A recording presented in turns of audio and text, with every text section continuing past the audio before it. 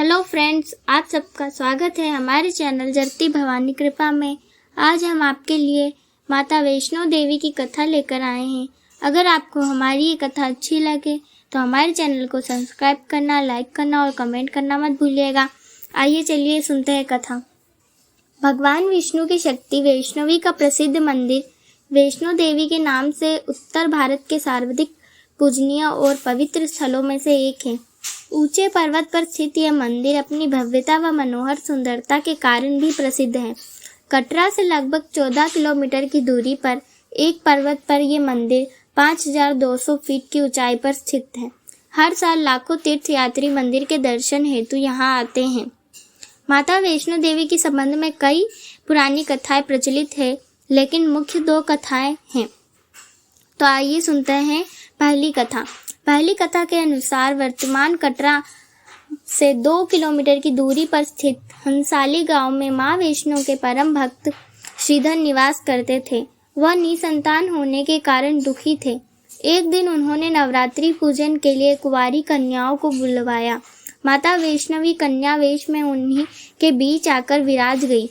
पूजन के बाद सभी कन्याएं तो चली गई, परंतु देवी वैष्णवी वहीं रही और श्रीधर से बोली, आसपास के गांवों में सबको अपने घर भंडारे का निमंत्रण दे आओ। श्रीधर ने उस दिव्य कन्या की बात मान ली और आसपास के गांवों में भंडारे का संदेश पहुंचा दिया। वहां से लौटकर आते समय गुरु गोरखनाथ व उनके शिष्य बाबा भैरवनाथ जी के साथ उनके अन्य शिष्यों को भी भोजन का निमंत्रण दिया। भोजन का निमंत्रण पाकर सभी गांववासी अचंभित थे कि वह कौन सी कन्या है जो इतने सारे लोगों को भोजन करवाना चाहती है। इसके बाद श्रीधर के घर में अनेक गांववासी आकर भोजन के लिए एकत्रित हुए। तब कन्या ने एक विचित्र पात्र से सभी को भोजन परोसना शुरू किया।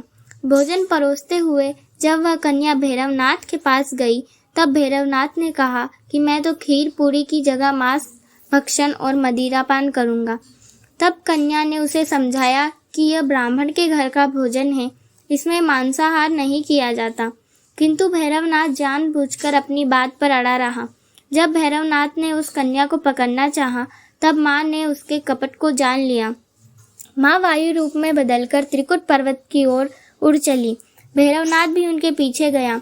माना जाता है कि मां की रक्षा के लिए पवन पुत्र हनुमान भी थे। हनुमान जी को प्यास लगने पर माता ने उनके आग्रह पर धनुष से पहाड़ पर बाण चलाकर एक जलधारा निकाला और उस जल में अपने केश धोए। आज ये पवित्र जलधारा बाण गंगा के नाम से जानी जाती है, जिसके पवित्र जल का पान करने या इसमें स्नान करने से श्रद्धालुओं की सारी थकावट और तकलीफें दूर हो जाती हैं। माता ने एक गुफा में प्रवेश कर 9 माह तक तपस्या की। भैरवनाथ भी उनके पीछे वहां तक आ गया।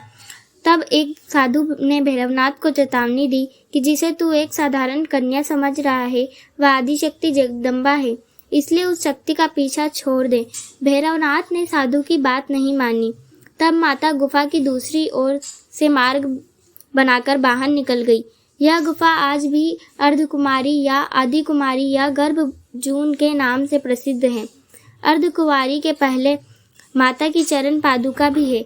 यह वह स्थान है जहां माता ने भागते भागते मुड़कर भैरवनाथ को देखा था। गुफा से बाहर निकलकर कन्या ने देवी का रूप धारण किया।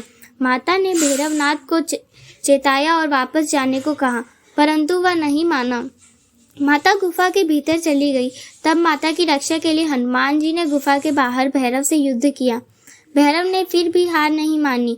तब माता वैष्णवी ने महाकाली का रूप लेकर भैरवनाथ का संहार कर दिया। भैरवनाथ का सिर कटकर भवन से 8 किमी दूर त्रिकुट पर्वत की भैरव घाटी में गिरा। उस स्थान को भैरवनाथ के मंदिर के नाम से जाना जाता है। इस बीच वैष्णो देवी 3 पिंड सिर सहित एक चट्टान का आकार ग्रहण किया और सदा के लिए ध्यानमग्न हो गई। इधर पंडित श्रीधर अधीर हो गए। वे त्रिकुटा पर्वत की ओर उसी रास्ते आगे बढ़े जो उन्होंने सपने में देखा था। अतः वे गुफा के द्वार पर पहुंचे। उन्होंने कई विधियों से पिंडियों की पूजा की, अपनी दिनचर्या बना ली। देवी उनकी पूजा से प्रसन्न हुई। वे उनके सामने प्रकट हुई और उन्हें आशीर्वाद दिया।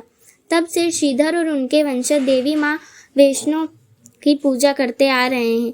जिस स्थान पर माँ वैष्णो देवी ने हठी भैरवनाथ का वध किया वह स्थान पवित्र गुफा अथवा भवन के नाम से प्रसिद्ध है। इसी स्थान पर माँ काली, दाएं माँ सरस्वती मध्य और माँ लक्ष्मी बाएं पिंडी के रूप में गुफा में विराजित है। इन तीनों के सम्मिलित रूप को ही माँ वैष्णो देवी का रूप कहा जाता है।